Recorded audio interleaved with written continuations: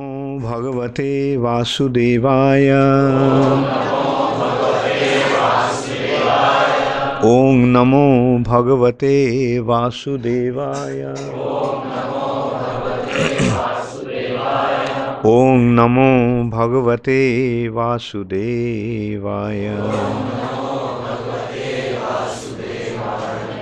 Narayanang Namaskritya Naranchaiva Narottamam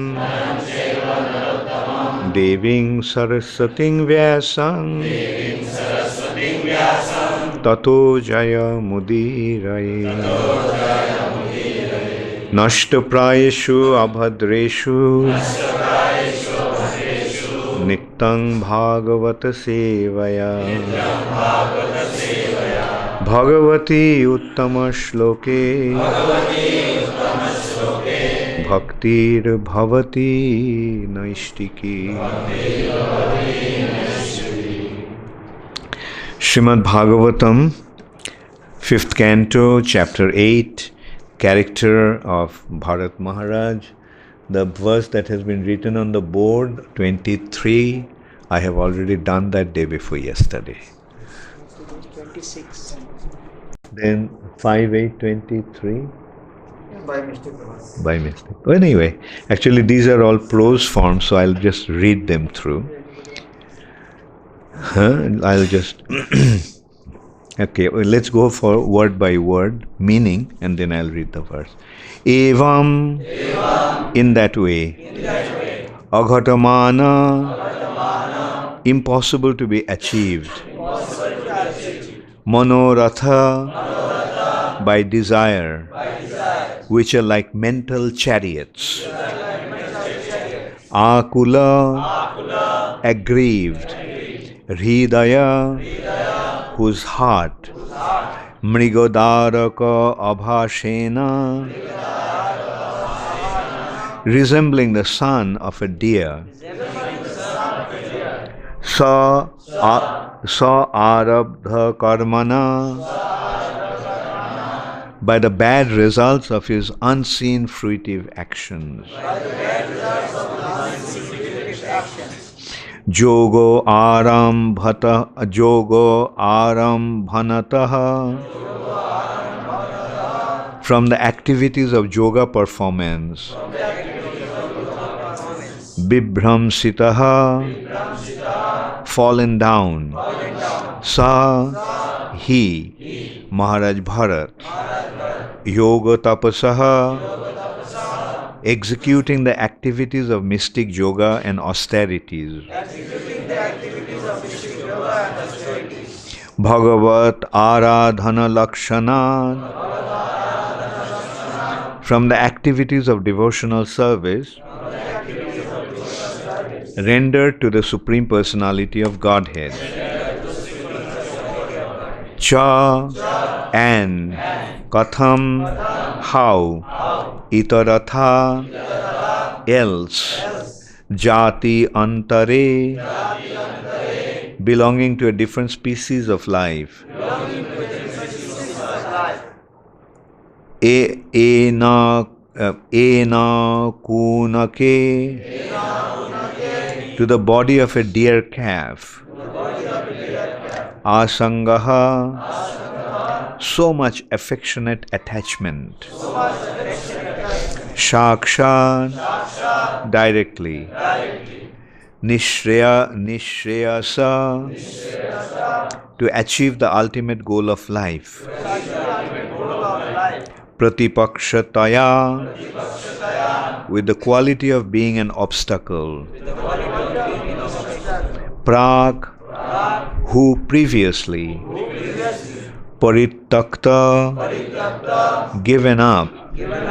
Dustaja, although very difficult to give up. Hridaya abhijatasya, his sons, born of his own heart. Tasya, of him.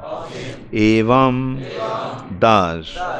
Antaraya, by that obstacle. Bihata, obstructed. Yogo Arambhanasya, whose path of executing the mystic yoga practice. Rajarishe, of the great saintly king. Bharatasya, of Maharaj Bharat. Tabat, in that way. Mriga Arbhaka, the son of a deer. Poshana, in maintaining. Palana, in protecting. Prinana, in making happy. Lalana, in fondling. Anusangena, by constant absorption. Abhiganayataha, neglecting. Atmanam, his own soul. Ohi iba, like a serpent. Akhubilam, the hole of a mouse. Duratikramaha, unsurpassable. Kalaha, ultimate death. Karala, terrible. Rabhasa, having speed. Apaddata, arrived. So let me see, read the verse, long verse and prose form. Evam aghatamano monoratha kula hridaya mriga daraka bhashena swarabha karmana jogarambhanato bibhrangshitaha sa yogotapaso bhagavat aradhana lakshanach cha katham itarathe jati antare anekunuka ashanga shakshan nishreyasa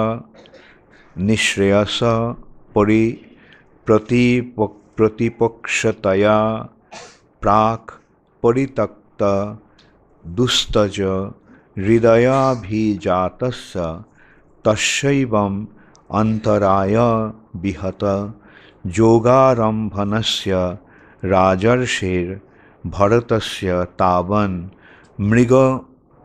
mrigarbhaka poshana palana prinana lalananu sangayana abhiganayata atmanam ohir iva bilam duratikramaha kala karala rabhasa apaddata.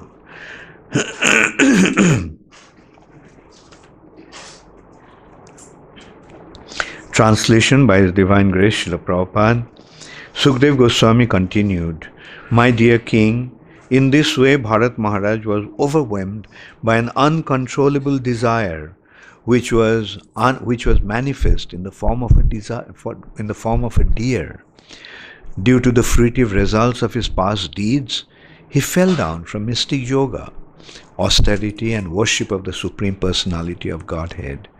If it were not due to his past fruitive activity, how could he have been attracted to the deer after giving up the association of his own son and family, considering them stumbling blocks on the path of spiritual life? How could he show such uncontrollable affection for a deer? This was definitely due to his past karma. The king was so engrossed in petting and maintaining the deer that he fell down from his spiritual activities. In due course of time, insurmountable death, which is compared to a venomous snake that enters the hole created by a mouse, situated itself before him.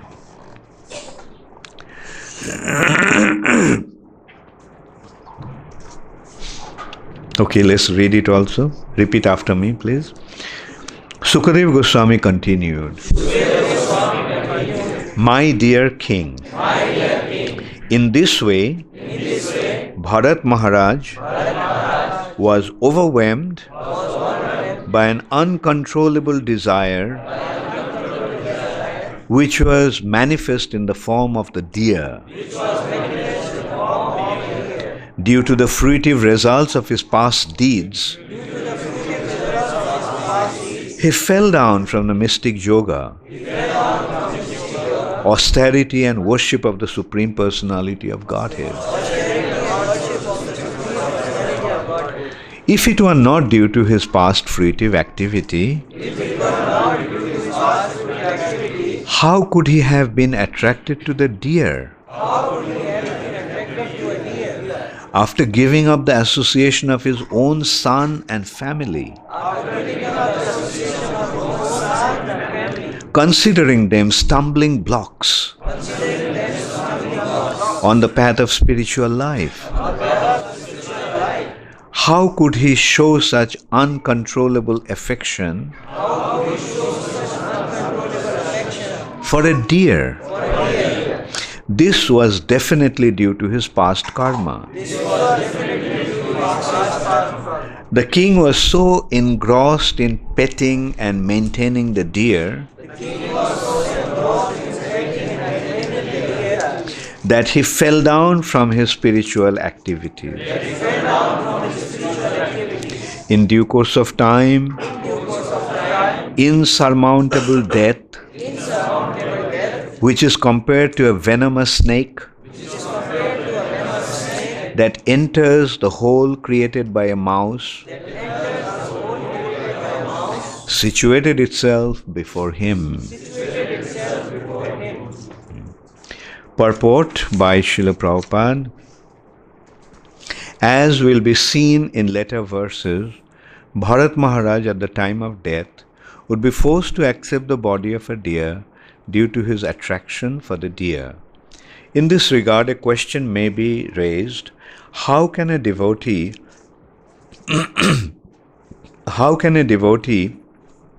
be affected by his past misconduct and vicious activities?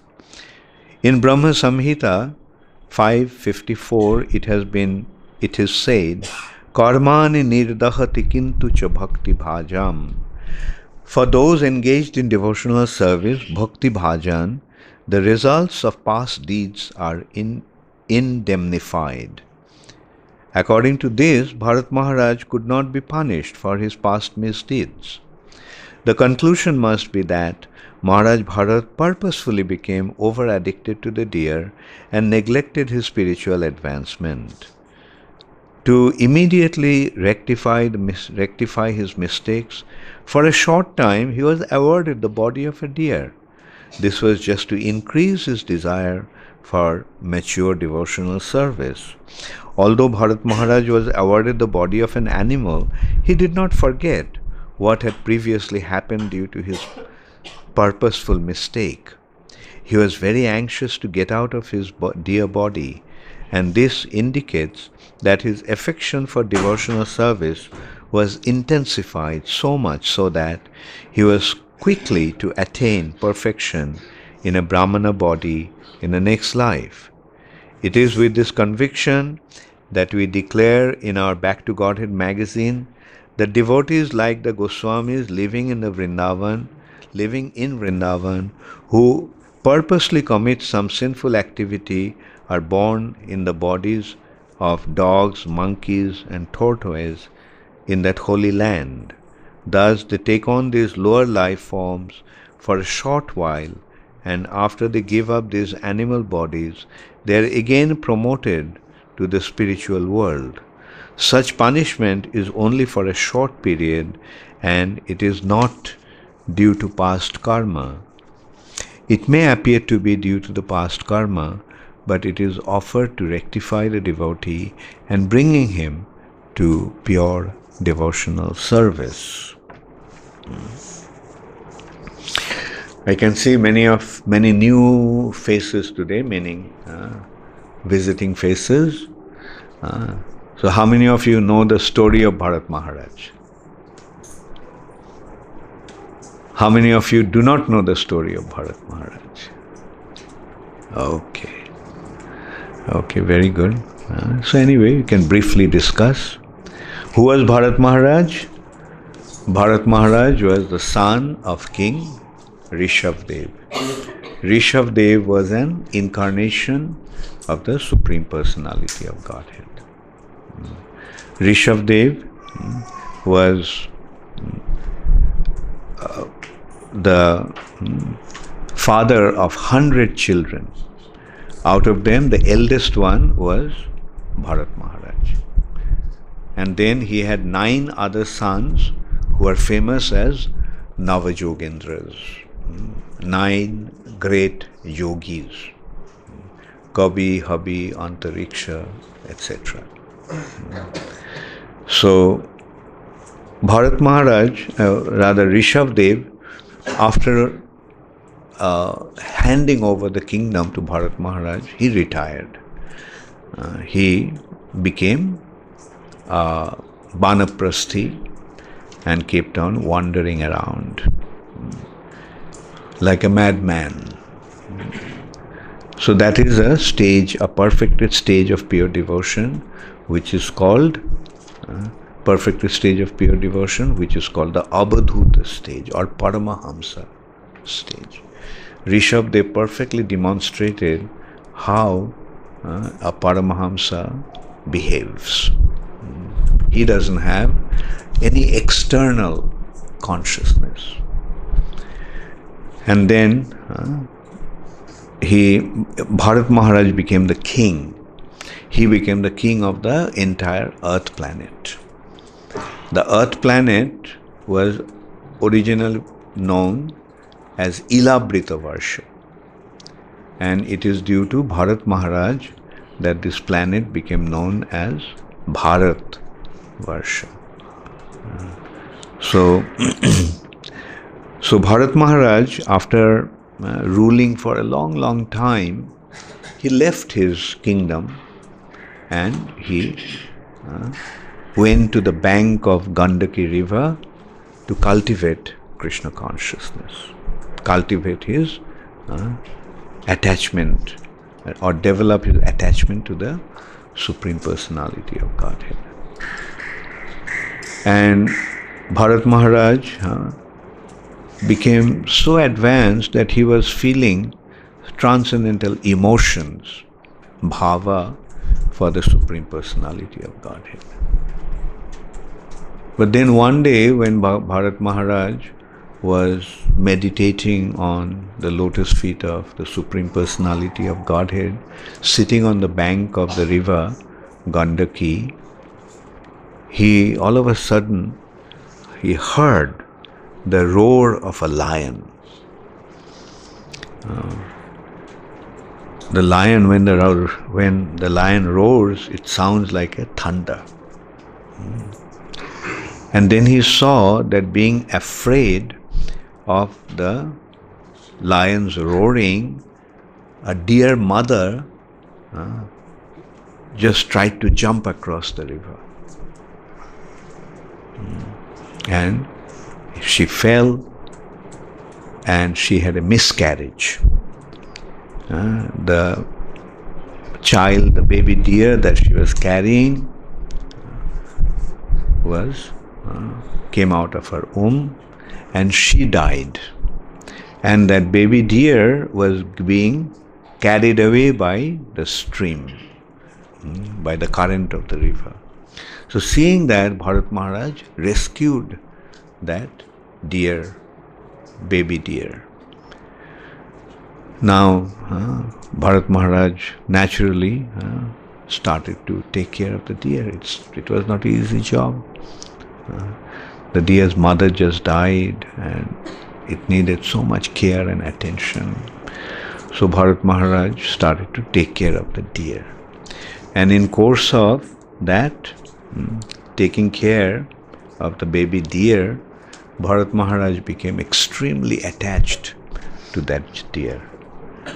It started to, Bharat Maharaj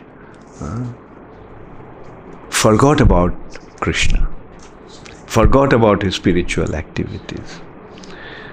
And he started to think about the deer. When the deer grew up and started to move around, Bharat Maharaj was afraid that, when the deer didn't come back, Bharat Maharaj was afraid, what happened? What happened to the deer? Did some ferocious animal kill the deer? And when the deer after came back, Bharat Maharaj felt such relief. Oh my, after all the baby is still alive. And the last few verses are actually describing how attached Bharat Maharaj became to that deer.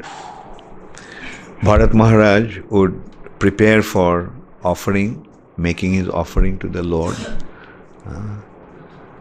on a banana leaf plate. And the baby deer, that deer would come and would try to bite the leaf plate. And as a result of that, the offering would become contaminated. So Bharat Maharaj would chastise the deer. What are you doing? You spoiled my offering. Get out of here. And the baby deer would sit there. And Bharat Maharaj would feel that this baby deer is looking like a Rishi Kumar meditating upon his Brahma Jyoti. And then when the deer would go away, after some time the deer would walk away because Bharat Maharaj chastised him. So Bharat Maharaj would start to feel that, this deer has become so angry with me and it left me. And Bharat Maharaj would start to look for the deer. And then Bharat Maharaj would see the footprints of the deers on the earth. And he would think that the Mother Earth has performed so much austerities that it received the marks of its footprints on her. And as a result of that, she has become purified to such an extent that this place has become the place of performing spiritual activities. Because there is a verse that says that the place where there are footprints of Krishna Saramriga, this deer, black spotted deer, that place is suitable for performing spiritual activities. So remembering that verse, Bharat Maharaj would feel that, this Mother Earth is so fortunate. So this is how Bharat Maharaj became attached to this deer. And now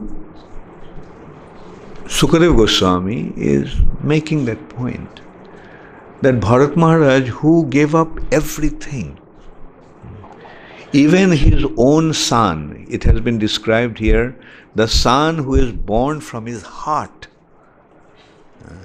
he gave up that son who was born from his own heart. His family, which was so intimate to him, so dear to him. How come Bharat Maharaj became attached to this deer? How come it has become so attached to this deer? It must be his past karmic result.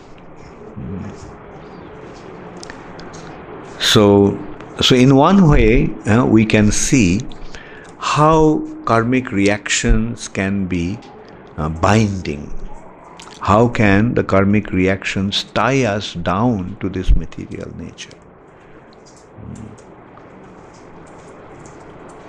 Like after giving up his kingdom, after giving up his family, after giving up everything, he goes to the forest and becomes attached to this deer. How is it possible? How could it happen? So Sukadeva Goswami is making the point that this must be karmic reaction. But Prabhupada is making the point here that Krishna actually assured that when one takes to devotional service, then all his karmic reactions are nullified, absolved. Aham tvang sarva papebhyo mokshayishyami ma suchaha. When one takes to Krishna consciousness, then he is free from all his karmic reactions. Then how come for those engaged in devotional service, bhakti bhajana, the results of past deeds are indemnified, nullified.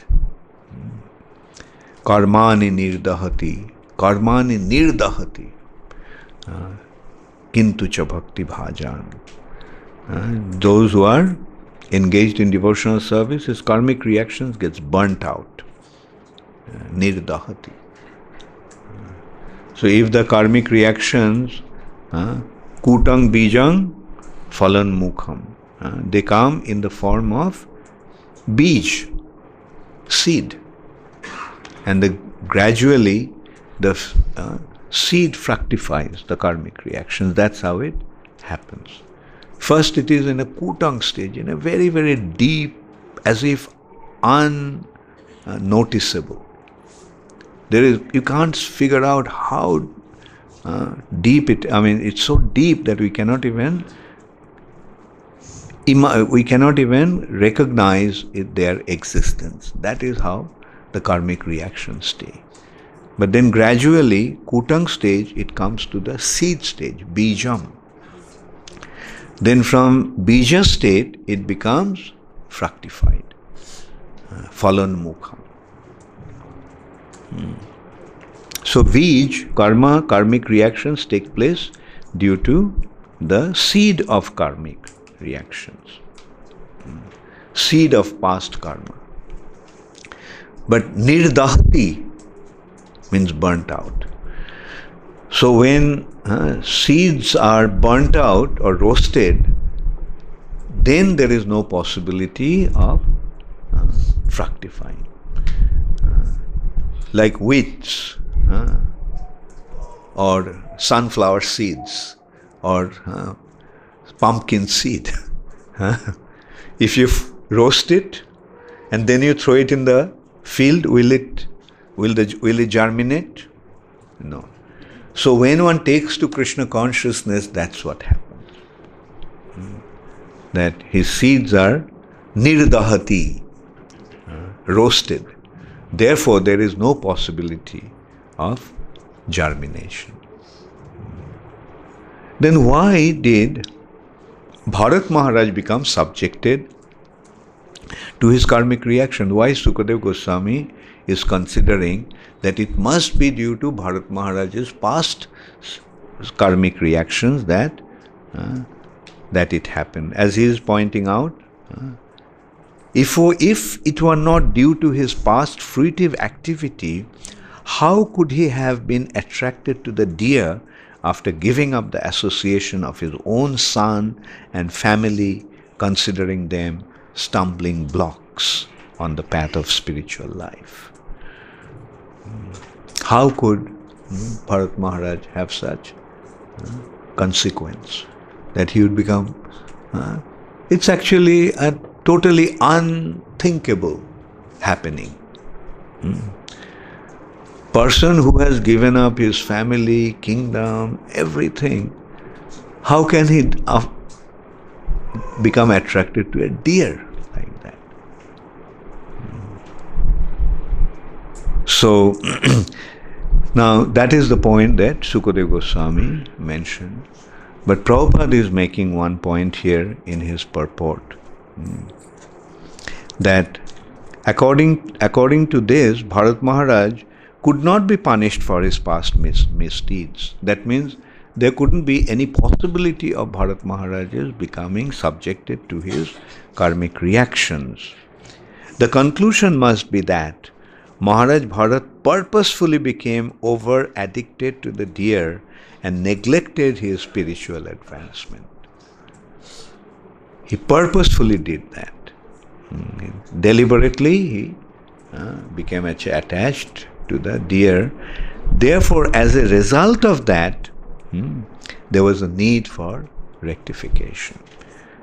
And the rectification came only for a short while, getting a deer body. It is something like as if Krishna, just by giving him one deer body, burnt out all his karma. Although karmani nirdahati, when one takes to devotional service, his karmic reactions get indemnified, but at the same time, Prabhupada pointed out that some reactions continue. And Prabhupada gives the example of a fan. A fan is moving. Even though you switch off the fan, it keeps on moving for some time. This movement of the fan is a process of coming to a standstill. The fan is coming to a standstill. So that is how we have to understand Bharat Maharaj is getting this dear body. Sometimes Krishna does that. Puts him in a situation, and being in that situation, his attraction for Krishna becomes intensified. He laments, "Oh, I made such a mistake. Why did I do that?" When one makes him, Prabhupada used to say that to make a mistake is not bad, but not to learn from a mistake is bad. When you make a mistake, fine, you made a mistake, but learn from that mistake. A mistake comes as an opportunity to improve our performance. So that is what is happening here. Bharat Maharaj, we can see Bharat Maharaj got a deer body, but after getting the deer body, did he forget about his past? No. He was his jati smar. He remembered his past. He remembered what happened. And he remembered why he got this deer body. Apparently it's a fall down from such an exalted personality has been born as a deer. So for him it was an obvious degradation, fall down. But the thing is that by getting the deer body, he recognized his mistake very, very intensely. And then his mood was, "Oh, I'm not going to make the same mistake." That was obvious in the deer body.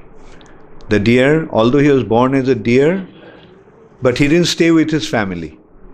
He left his mother, he left his family, and went to the hermitage of the saintly person, Tapovan of the sages.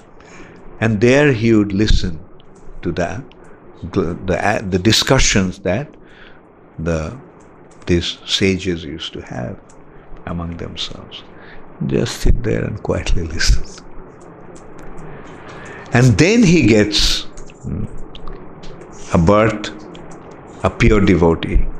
Then he is born as a pure devotee in a Brahmana family. And in that Brahmana family, Bharat Maharaj, now he learnt his lesson. He doesn't want to develop any attachment. And as a result of that, he started to act like a retarded boy, Gunga. He can't understand anything. He can't speak. He can't act properly. Why he acted like that? So that no attachment would develop. If the child is very nice and very smart, very intelligent, then everybody becomes so attached, and the child also becomes attached to them. So Bharat Maharaj didn't want to take a chance again. So this time he is acting like a retarded person. And then, especially after his father's death, his father was very affectionate. Like parents are naturally affectionate to the children. And especially when the children are handicapped, the parents become even more attached to them. So his father was very attached to him. And he used to try to teach him, oh, you're a Brahmana boy, at least learn to meditate on Gayatri Mantra, take Brahmin Diksha. But he behaved in such a way as if he can't even pronounce the mantra. Like he would act, very good actor he must have been. And devotee is expert in all arts. So he acted as if he's a perfect retarded person. So father gave up. This boy is hopeless. He can't, although he's born in a Brahmana family, but I can't give him Brahmin Diksha. And after his father's death, his brothers started to exploit him. His own brothers started to exploit him. They took away his share of the property, and they, seeing that he is so stupid, they started to engage him all kinds of hard work, and barely would give him some food. And sometimes they even stopped giving him food. Bharat Maharaj didn't even, Jar Bharat did not even complain. And his neighbors started to take advantage of him. Oh Bharat, खाना चाहिए, चाहो, ये मेरे लिए ये काम कर दो, ये लकड़ी तोड़ दो, फाड़ दो, और सामान वहाँ से यहाँ लाओ. So this is how they started to take advantage of Bharat Maharaj, just in exchange of some food. Then something very wonderful happened. I think it was his brothers who actually engaged him in guarding the paddy field. The field, when it is time for harvesting, then wild animals come and destroy that. That's a possibility. Therefore, somebody has to guard it at night so that the animals don't come. And the way they do it is they make some sound. Like nowadays I've seen in the villages, or at least in the past I've seen in the villages, they tie a rope with a heavy thing in a tin container. And they pull it. And it rings like a bell. So hearing that sound, the wild animals run away.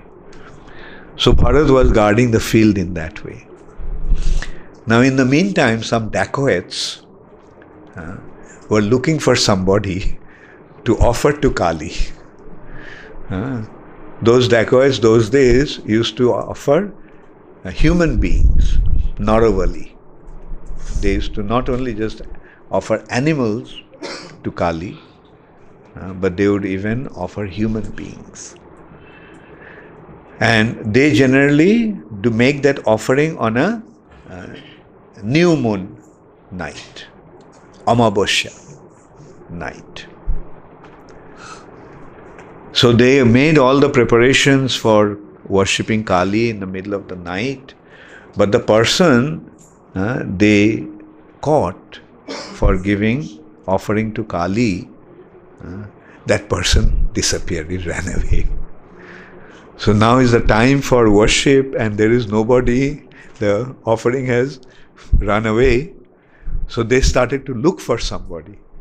And then they came to that field and they found Bharat Maharaj. Keeping the animals away from the field, guarding the field that way. So they thought, well, this is a good one. So they caught hold of Bharat Maharaj and took him to the place where they were. Generally, the Kali worshippers worship Kali in the midst of a forest. So that nobody can hear the cry of the animal when they offer. So they took Bharat Maharaj, bathed him nicely, and put a flower garland. For Kali, the garland is made of hibiscus flower. The red, it's called Rakta Java. Hindi में क्या बोलते हैं? जवा फूल बोलते हैं? No, जाफरान तो फ्रांजीपानी. अच्छा, लाल होता है ना, वो फूल भगवान को नहीं देना, वो काली का है. तो को माला चढ़ाया, put him with the garland of hibiscus, red hibiscus flower, and then put him in the jupakashta, that U-shaped wooden frame where the neck is put, and then locked it with another rod, wooden rod, in order to kill him. Bharat Maharaj didn't protest. So this is the mood of a devotee.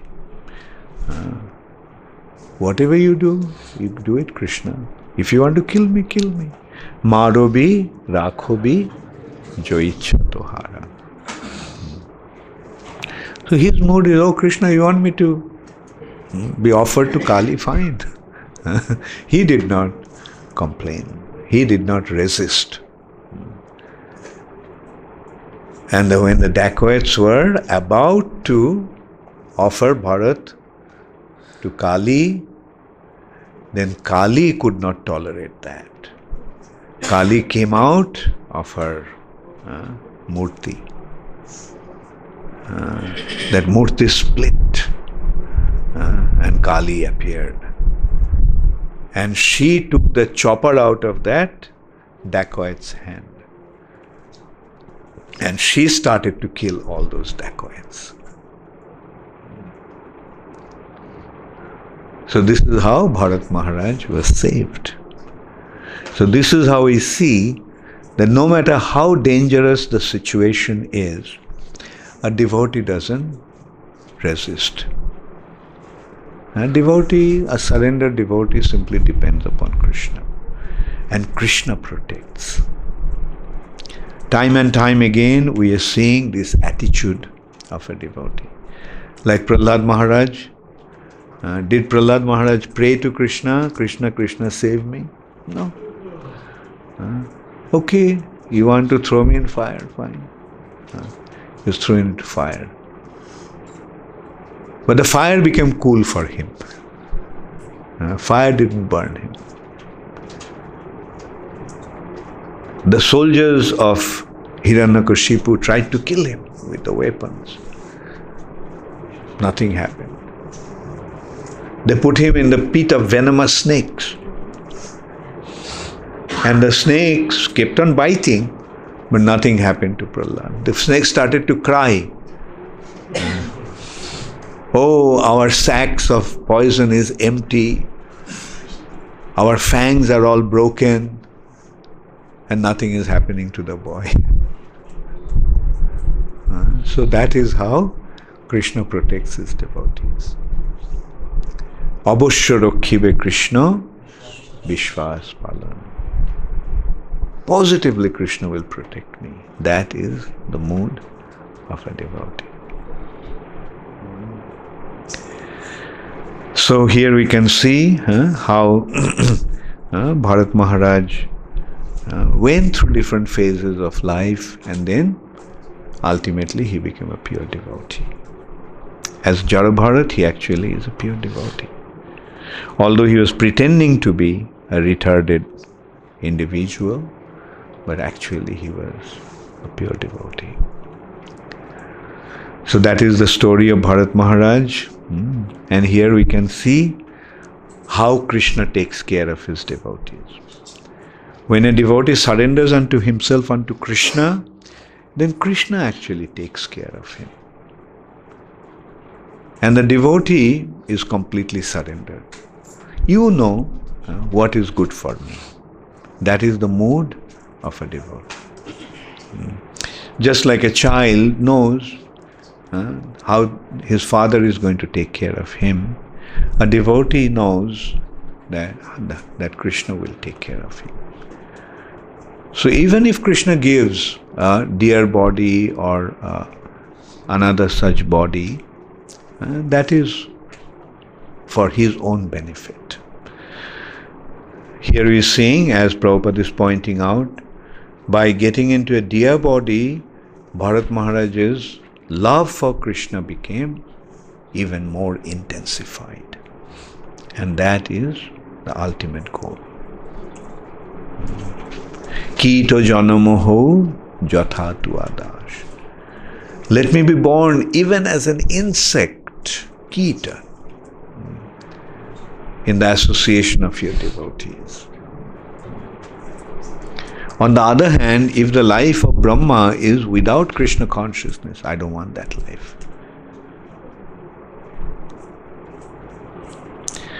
So this is how we are seeing how the pure devotees act, and from that we learn our lesson. How we learn how we should practice our Krishna consciousness. Thank you very much. All glories to Srila Prabhupada. Gaur Premanande Hari. Does anybody have any question? Yes, Pranath Prabhu.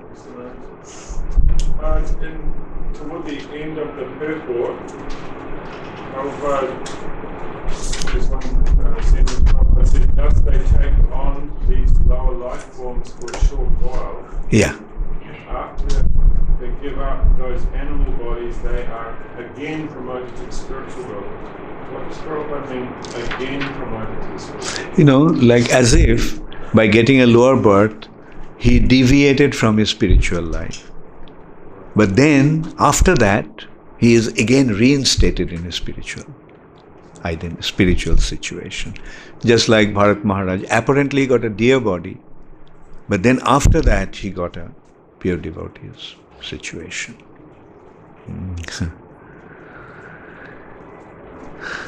Hare Krishna. Yes. Jarabharat was careful that he will intend, that is why he never spoke. But should we take that type of attitude, because we know chanting is more powerful, so at least he can chant. Well, Jarabharat had to behave like that because ISKCON was not there at that time. If ISKCON was there, he would have come and joined ISKCON, and he would have been happy preaching. And so it was like he was, the atmosphere there was not conducive for spiritual life. He was afraid. That family attachment. I mean, he saw how he became attached to a deer.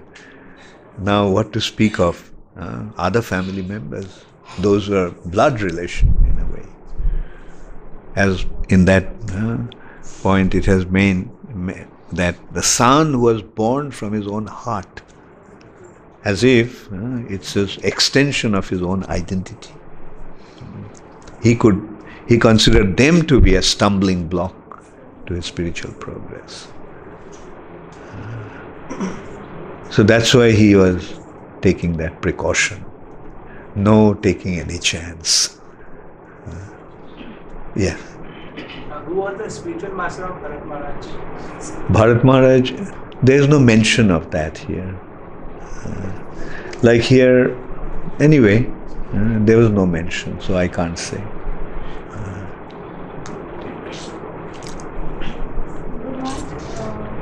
Bharat Maharaj, Prabhupada is telling that once we take up devotional service, then less chances of falling down. But we see some senior Vaishnavas in our movement, they practice devotional service, and afterwards they have come with charitable activities.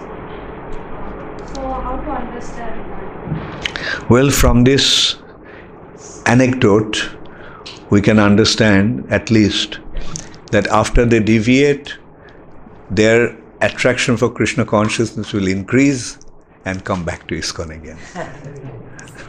Right?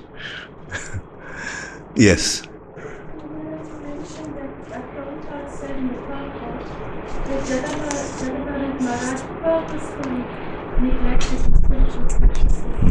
My question is, what leads a living entity to deliberately neglect his spiritual practices? Yeah, that is the illusory energy of the Lord. Like, purposefully means, he neglected his spiritual activity for the sake of this deer. He is responsible for that. He purposefully gave it up. Is that by spiritual laziness that he deliberately made that choice to neglect? Not spiritual laziness, the Maya's influence is like that. It's very dangerous. That is why it is always important, it's very important that one stays in association of devotees. When one is alone, one runs the risk of such fall down. But when one is in the association of devotees and he remains favorably disposed to the devotees, then the chances are practically nil. And on the other hand, we can see that in spite of coming to Krishna consciousness, when one deviates, most cases it is due to Vaishnava aparad. They had the opportunity to be with the devotees, but because they committed offenses to the devotees, he couldn't stay in the association. Should be the rectification process, that if one is now being offensive to devotees, and because of the offenses one deviates. So in ISKCON, what would be the rectification process? To reconnect, ask for forgiveness, and continue? Yeah. That is, first of all, one must guard himself. That's why we remember those 10 offenses to the holy name. One must guard himself from those offenses. And then even if there is some offenses, then one should actually go to that person and beg forgiveness. Even if the fall down is unconscious. Deepesh Baghel, Bangalore. Hare Krishna Guru Maharaj, Dandavat Pranam. Maharaj, you mentioned about the total dependency of Jara Bharat on Lord, even when his life was under threat. So, to what extent we can follow this? Should we do our efforts depending on Lord or depend completely on Lord, your servant? Yeah. So, the question is, when one is in such a situation, whether one should make some effort to rectify the situation depending upon the Lord, or one should completely depend upon the Lord without making any effort. Deepak, that'll depend upon your advancement. When one is very, very advanced, then he won't make any effort to save himself from that situation. But it should not be done artificially. Like, if one is not that advanced, then yes, he should make some effort to rectify that situation, depending upon the Lord. Praying to the Lord, he should. Like we'll see, like when difficulties come, some people try to rectify that situation. They struggle to rectify that situation. But some other, those who are even more advanced, they will withdraw, thinking, well, that's what Krishna wants, so let it be. Like if Krishna, as I said, Marobi Rakhobi Jo Ichha Tuhara. That is the mood of a pure devotee. Krishna, you want to kill me as Jada Bharat? Krishna, you want me to die? So I'm ready. He didn't resist. But again, that shouldn't be done artificially. Artificially in the sense, pretend, oh, I won't make any effort. But then when the difficult situation comes, oh Krishna, why did you do this to me? No. Don't blame Krishna, or don't unnecessarily trouble Krishna either. Hare Krishna. Thank you very much.